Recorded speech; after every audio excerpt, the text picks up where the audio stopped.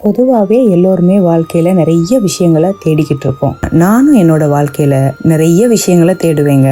புதுமையான விஷயங்களை கத்துக்குவேன். அந்த தேடுதல்ல எனக்கு கிடைச்ச பெரிய விஷயம்னா என்னோட இந்த சாரி பிசினஸ் தாங்க.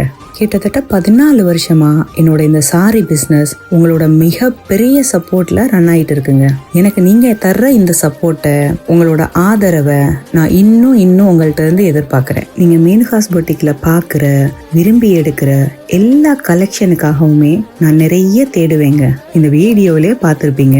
உங்களுக்கு கொடுக்குற சாரிய பெஸ்டா இருக்கணும் அப்படிங்கிறதுக்காக என்னோட இந்த தேடுதல் வேட்டையில அந்த கடையே தலை கீழா புரட்டி போட்டதை பார்த்துருப்பீங்க. எங்கிட்ட இருந்து ஒரு பொருளை நீங்க வாங்கும் போது அதை நீங்க 100% சாட்டிஸ்பாக்சனோட தாங்க வாங்கணும். அதுல தாங்க எனக்கு முழு திருப்தி கிடைக்கும். அப்படிப்பட்ட திருப்திய உங்களோட சப்போர்ட்ல இன்னும் அதிகமா உங்கள்ட்ட இருந்து எக்ஸ்பெக்ட் பண்றேங்க.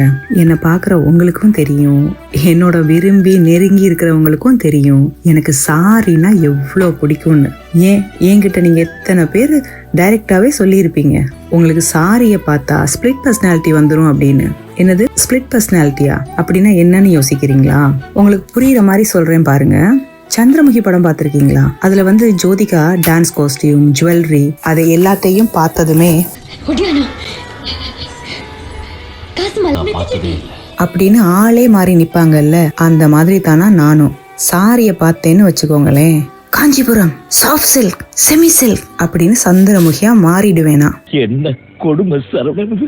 என்ன எத்தனை பேர் சந்திரமுகியா பார்த்திருக்கீங்க அப்படின்னு மறக்காம கமெண்ட்ல சொல்லுங்க. சீக்கிரமா உங்களை சந்திக்கிறேன்.